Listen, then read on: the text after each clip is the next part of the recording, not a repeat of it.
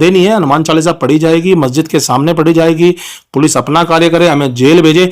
अन्यथा तो हमारे पास बहुत रास्ते हैं, अगर पुलिस हम पे ज्यादा दबाव बनाएगी तो हम उसी मस्जिद के सामने जाके अपने आत्मदाह करने का भी प्रयास करेंगे। और ये है कि हनुमान चालीसा में वाला मस्जिद में पढ़ा जाएगा या मस्जिद के बाहर पढ़ा जाएगा, तो मैं इनसे पूछना चाहता हूँ कि आपके मंदिर कम पड़ गए क्या भाई? मतलब हिंदू अगर कोई क्राइम करेगा तो पुलिस देखेगी, मुस्लिम क्राइम करेगा तो हिंदू रक्षा दल देखेगा। कोई प्रमाण मिला है क्या आपको सरकार की तरफ? आप सीधा सीधा मेरी भाषा में बोलना चाहते हो, हम गुंडे हैं तो हम गुंडे हैं। अगर मुसलमानों के, हम गुंडा नहीं कह रहे हैं, आप अपने आप को गुंडे कह रहे हैं, हम मुसलमानों के लिए गुंडे हैं। ये खुली चुनौती प्रशासन को दे देता है, प्रशासन के लिए इसकी चुनौती स्वीकार हो रही है, इसके ऊपर कोई एक्शन नहीं हो रहा है। ऐसा क्यों हो रहा है? ये 15 दिन से मैं जिस भी रोड से निकलता हूँ, अगर वहां से मुसलमान निकलता है तो वो गंदी नजरों से देखता है। मुझे मालूम है कि 2 साल 3 साल अगर मैं एक्सीडेंट भी मर गया तब भी तो मरूंगा ही ना। अगर मैं धर्म के लिए मर गया तो कोई दूसरा ललित आएगा। एक ही धर्म को, एक ही समुदाय को जो है टारगेट करने का काम किया जा रहा है, ऐसा क्यों हो रहा है? ये आखिरकार हिंदू रक्षा दल के जो प्रदेश अध्यक्ष हैं ललित शर्मा क्या चाहते हैं? क्योंकि अभी पिछले दिनों भी आपने देखा किस तरह से एक आह्वान किया गया कि अगर आजान की आवाज कम नहीं हुई तो हम एक बड़ी मस्जिद में हनुमान चालीसा पढ़ेंगे। और हिम्मत की बात यह है कि मस्जिद के करीब जाकर हनुमान चालीसा पढ़ा गया। लेकिन फिर से सोशल मीडिया के माध्यम से ये कहा जा रहा है कि कल मंगलवार के दिन 4 बजे हम मेहुवाला की बड़ी मस्जिद में हनुमान चालीसा पढ़ेंगे। आखिरकार मंदिर कम पड़ गए हैं जो मस्जिदों में हनुमान चालीसा पढ़ा जाएगा? चलिए उसी पर बात करने के लिए मेरे साथ ललित शर्मा मौजूद हैं। सीधे तौर पर उनसे बात करने की कोशिश करते हैं। ललित शर्मा जी, आप मस्जिदों में ही हनुमान चालीसा क्यों पढ़ना चाहते? मुसलमान हमारी बेटी को लव जिहाद में क्यों फंसाता है? जब चाहता है हिंदू रक्षा दल ये मस्जिदों की बढ़ती आवाज की, अजान की जो आवाज है वो हमें क्यों सुनाई देती है? सवाल ये है, क्या प्लानिंग मुसलमान करे बैठा है जो बार बार हमारी 18 साल की बेटी होने का वेट करता है, उन्हें लेके भाग जाता है। मेरा विरोध करने का तरीका जरा दूसरा है। जब आपके धर्म पर बात आएगी तभी आपकी समझ में आएगी। मेरी मस्जिद में जाके कोई लड़ाई करने का या कोई दंगा करने का कोई विचार नहीं है। जब आपके रहनुमा और आपके मस्जिद और आपके धर्म के पास जाकर हम अपने धर्म का नाम लेंगे तब आपको समझ में आएगी कि हमारे धर्म के साथ किस तरह छीलवाड़ कर रहे हो आप। जब आपके उलेमा या आपके बड़े बड़े जो आपके स्कॉलर है या आपके समझाने वाले हैं मौलवी है, जब वो समझाएंगे आपको, बताएंगे कि ये लोग अब रुकने वाली हैं। और देखिए, हिंदू रक्षा दल ने तो ठाना है जो जिस भाषा में जवाब मांगेगा उसी भाषा में जवाब देंगे। क्या आपको नहीं लगता एक बेटी 28 तारीख को 18 साल की होती है और एक जिहादी उसे लेके चला जाता है? क्या आपको नहीं लगता एक व्यक्ति जो मुस्लिम समुदाय से आता है, क्या आपको ये पीड़ा नहीं है? क्या मुसलमानों को ये पीड़ा नहीं है? एक व्यक्ति जो मुसलमान समुदाय से आता है वो मंदिर में जाकर शादी करता है, क्या मेरे मंदिर की भावनाओं को ठेस नहीं पहुंचती?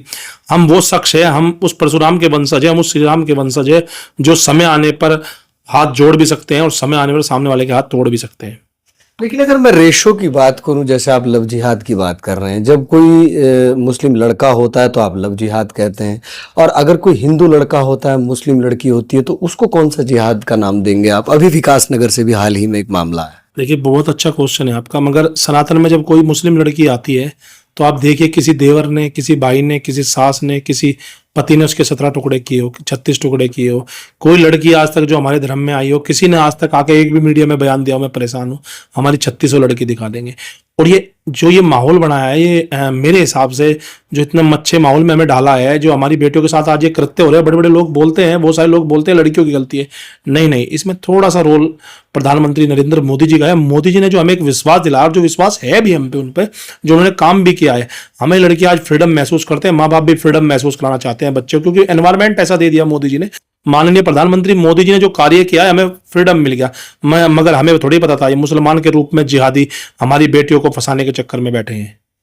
जैसे कि आप वहां जाने की बात कर रहे हैं मेहुवाला में, वहां पर तमाम मुस्लिम समुदाय के लोग रहते हैं, आपको डर नहीं लगता? आपको भय नहीं होता? देखिए, आज की स्थिति है, पिछले 15 दिन से मैं जिस भी रोड से निकलता हूँ, अगर वहां से मुसलमान निकलता है तो वो गंदी नजरों से देखता है। मुझे मालूम है कि 2 साल 3 साल अगर मैं एक्सीडेंट भी मर गया तब भी तो मरूंगा ही ना।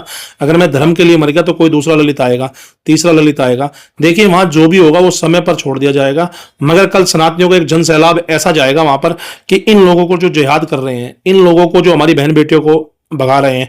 ये जो अजान की आवाज़ सुबह मेरे घर तक आती है या हमारे घरों तक आती है, ठीक है, आप अपनी अजान कीजिए, अपने परिसर में रखिए, हमें कोई दिक्कत नहीं है। ओकेजनली आप कुछ भी करिए। देखिए, मैं आपसे फिर कहना चाहता हूँ, अगर ओकेजनली कुछ भी है, आपकी ईद है, आप उस पर अच्छी तरह मनाइए, हमें कोई दिक्कत नहीं है।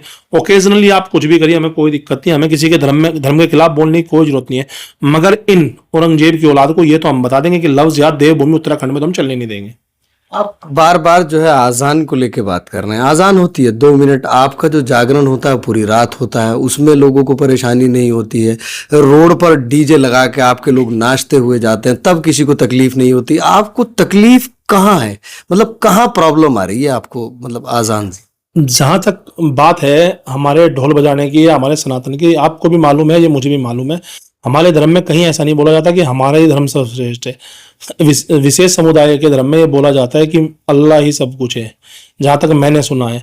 भाई सनातनी कहते हैं भगवान सब कुछ है, मुसलमान कहते हैं अल्लाह सब कुछ है, उसमें क्या दिक्कत? बिल्कुल बिल्कुल सही कहा आपने। हम चिल्ला चिल्ला के नहीं कहते ना ये बात, हम तो अपने मन में भाई आप चिल्ला, और कैसे चिल्लाएंगे आप तो कहते हैं कि हिंदुस्तान में रहना होगा, जय श्री राम कहना हो। बिल्कुल, ये सनातनियों का देश है। ये जो यहाँ किराएदार है, किराएदार के रूप में रहे, हमें कोई दिक्कत नहीं है। किराएदार है, किराएदार के रूप में रहे। जब बंटवारे में पाकिस्तान ले लिए, ईसाइयों ने तो अपना कोई देश नहीं मांगा था। जिन लोगों को हमने यहाँ रखा था, दया पे रखा था, कोई उनका हक थोड़ा ही था। हक तो उनका 1947 से बढ़ चुका था। पाकिस्तान ले चुके थे, तो पाकिस्तान जाओ। तो यहाँ तो कहने की जरूरत नहीं है ना, हमें सुनाने की जरूरत नहीं है ना। अपने घर में बैठो, अपने घर में सुनो, हमें क्या दिक्कत है। लेकिन ये तो सन 47 से चला रहा है अजान का सिलसिला।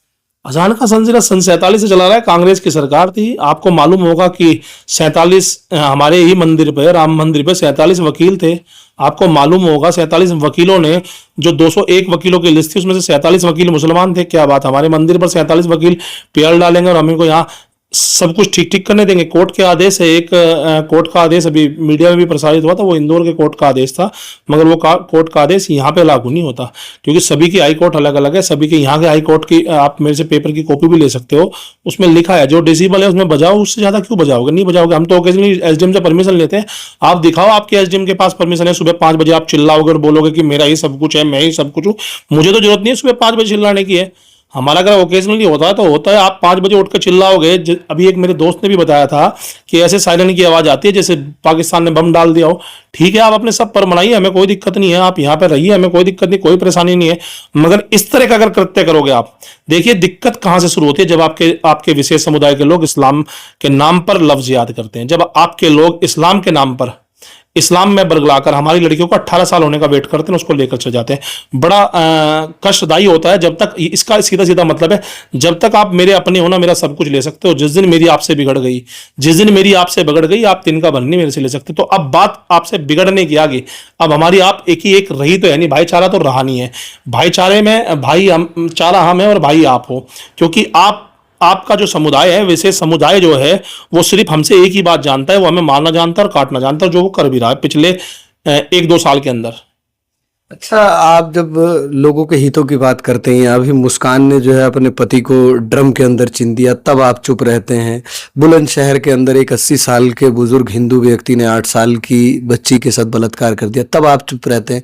क्या आप मुसलमानों के ही पीछे पड़े रहते हैं? देखिए, मेरे जो संगठन का नाम है, आपको पीछे दिख भी रहा होगा, उसका नाम है हिंदू रक्षा दल। अगर कोई हिंदू क्राइम करता है उसको पुलिस देखेगी, पर मगर मुसलमान कोई क्राइम करता है उसको हिंदू रक्षा दल देखेगा। और रही बात, आपने सारी बातें तो बताई, 36 टुकड़े वाली श्रद्धा की बात नहीं बताई, आपने स्वाति की बात नहीं बताई।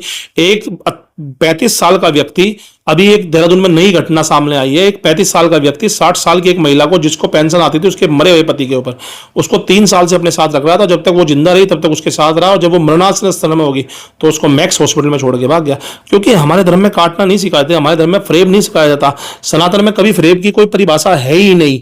यहाँ जो फ्रेब की परिभाषा है वो इस्लाम में, आप चाहे कहीं भी कॉपी उठा के देख ले, जहां भी धोखा होगा वहां इस्लाम से हुआ होगा। मतलब हिंदू अगर कोई क्राइम करेगा तो पुलिस देखेगी, मुस्लिम क्राइम करेगा तो हिंदू रक्षा दल देखेगा। कोई प्रमाण मिला है क्या आपको सरकार की तरफ? आप सीधा सीधा मेरी भाषा में बोलना चाहते हो, हम गुंडे हैं तो हम गुंडे हैं। अगर मुसलमानों के, हम गुंडा नहीं कह रहे हैं, आप अपने आप को गुंडे कह रहे हैं, हम मुसलमानों के लिए गुंडे हैं। और ये मुसलमान जो है वो गुंडों की भाषा समझते हैं, क्योंकि ये खुद जो गुंडई करते हैं, उस गुंडई से ये हम जैसे लोगों को या हमारे जैसे लोगों को डराना चाहते हैं, तो हम नहीं डरेंगे। हम गुंडे हैं, हम भगवाधारी गुंडे हैं। मतलब आपको प्रशासन से भी डर नहीं लगता? देखिए, डर उस चीज का लगेगा हम कुछ गलत करते हो, अगर अपने धर्म के लिए गलत करना गलत है। तो मैं आपसे एक बात बोलना, जो चिल्लाने से कुछ नहीं होता, बोलने से कुछ नहीं होता। भगत सिंह ने भी असेंबली में बम फोड़ा था, तभी लोगों को एक जागरण हुआ था, तभी ये इतना बड़ा सब कुछ हुआ था। तो हम भी उसी नीति पे चलते हैं। हम भगत सिंह के आदर्शों पे चलने वाले इंसान हैं। हम गांधी जी के आदर्शों पे चलने वाले इंसान नहीं। एक चाटा इस गाल पे मारोगे, दूसरा चाटा लगवा लेंगे। हम भगत सिंह की लो में चलेंगे। मैं आपसे फिर बता रहा, आज पूरे देहरादून का मुसलमान मेरे पीछे पड़ा है। मुझे मालूम है क्या क्या प्रतिक्रिया आ रही है। आप इंस्टाग्राम खोल के देख सकते हो। मुझे कोई डर है ना भय है, क्योंकि डर भय इस बात का नहीं है, क्योंकि जितना जीना था उतना जी लिया। अगर धर्म के लिए हम मर भी गए तो कोई फर्क नहीं पड़ेगा। और मेरे पीछे एक ऐसी टीम है कि जिसके अंदर हर आदमी एक ललित शर्मा बनकर उभरेगा। और मेरे राष्ट्रीय अध्यक्ष पिंकी चौधरी जी और जो हमारे गुरु है नरसिंहानंद महाराज जी, उन्होंने आदेश कर रखा है, विजय मिले या वीर गति सब महादेव के नाम, और रण छोड़ के नहीं जाना है वीरों का काम। अभी तो सिर्फ मस्जिदों में हनुमान चालीसा पढ़ी जा रही है। आने वाला समय बहुत भयावह होगा अगर हमारी इन घटनाओं पर सरकार या विशेष समुदाय के कुछ जो बड़े लोग हैं वो रोक नहीं लगाएंगे, तो ये उग्र रूप धारण करेंगे। अभी तो सिर्फ हम हनुमान चालीसा तक बात टाल रहे हैं। अभी तो वो दिन भी दूर नहीं जब हम घर घर जाकर हनुमान चालीसा पढ़ देंगे। मतलब कल 101% आप मेहुवाला में बड़ी मस्जिद पे हनुमान चालीसा पढ़ने जा रहे हैं? बिल्कुल कोई संदेह नहीं है। प्रशासन का बार बार फोन आ रहा है, मगर कोई संदेह नहीं है। हनुमान चालीसा पढ़ी जाएगी, मस्जिद के सामने पढ़ी जाएगी। पुलिस अपना कार्य करे, हमें जेल भेजे, अन्यथा तो हमारे पास बहुत रास्ते हैं। अगर पुलिस हम पे ज्यादा दबाव बनाएगी तो हम उसी मस्जिद के सामने जाके अपने आत्मदाह कर, अगर पुलिस हमें किसी भी तरह से रोके, क्योंकि अब बात ना मेरे धर्म पर आ गई है, मेरी बेटियों पर आ गई है, अब बात ना मेरे सनातन पर आ गई है, अब ना बात सर से ऊपर चला गया है पानी। हम दूसरा भी तरीका, हमने अभी पटेल नगर थाने में भी घेराव किया था, तो हमें इस बात से कोई चिंता नहीं है। तो जेल जाएंगे या जेल जाएंगे, मगर अभी जिहादियों से सीधी आर पार की लड़ाई, या तो ये अब ये नहीं है या हम नहीं है।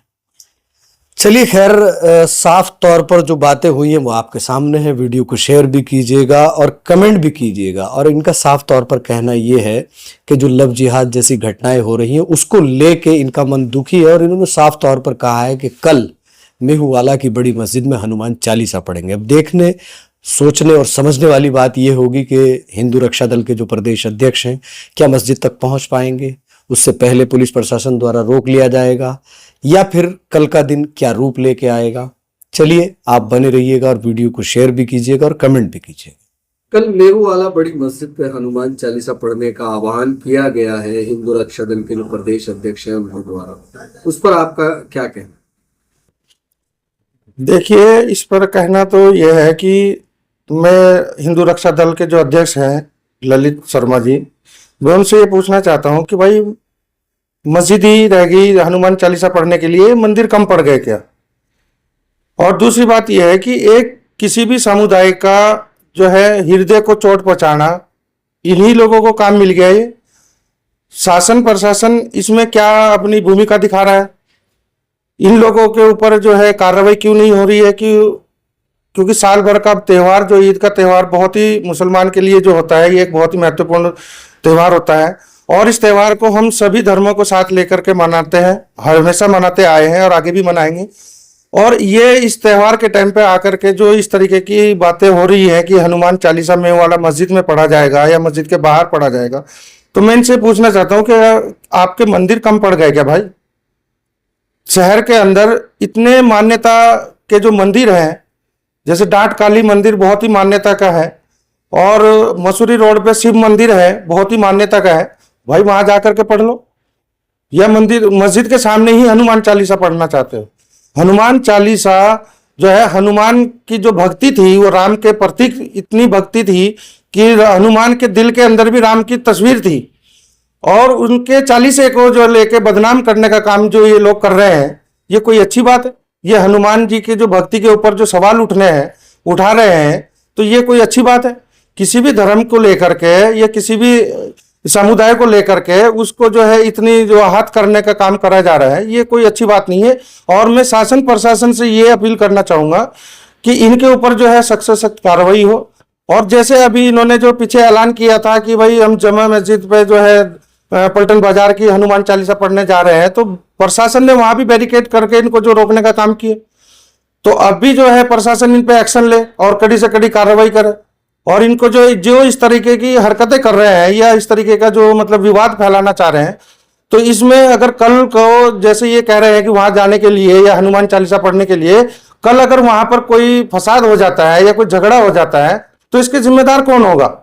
मैं तो ये मानता हूं कि या तो ललित शर्मा उसका जिम्मेदार होगा या फिर प्रशासन इसका जिम्मेदार होगा। अगर इसको इतनी छूट दी जा रही है प्रशासन की तरफ से कि इसको किसी भी बात के लिए ये खुली चुनौती प्रशासन को दे देता है, प्रशासन के लिए इसकी चुनौती स्वीकार हो रही है, इसके ऊपर कोई एक्शन नहीं हो रहा है। ऐसा क्यों हो रहा है? ये इस प्रदेश के अंदर ये देवभूमि जो उत्तराखंड कही जाती है, देवों की भूमि कही जाती है, इसमें सभी को भाईचारे के साथ में और सभी धर्मों को एक साथ में लेकर चलने का जो काम पुष्कर सिंह धामी सरकार जो कहती है कि सबका साथ सबका विकास और सबका विश्वास, ये कैसे सबका साथ सबका विकास है जो एक ही धर्म को एक ही समुदाय को जो है टारगेट करने का काम किया जा रहा है? ऐसा क्यों हो रहा है ये? और मैं ये कहना चाहूंगा धामी सरकार से कि इनके ऊपर सख्त से सख्त कार्रवाई करने की कृपा करें और इनको जो है रोकने का काम करें, शासन प्रशासन इनके ऊपर लगाम लगाए, नहीं तो कल को जो है प्रदेश का माहौल खराब होगा, उसके जिम्मेदार शासन प्रशासन और ललित शर्मा होगा।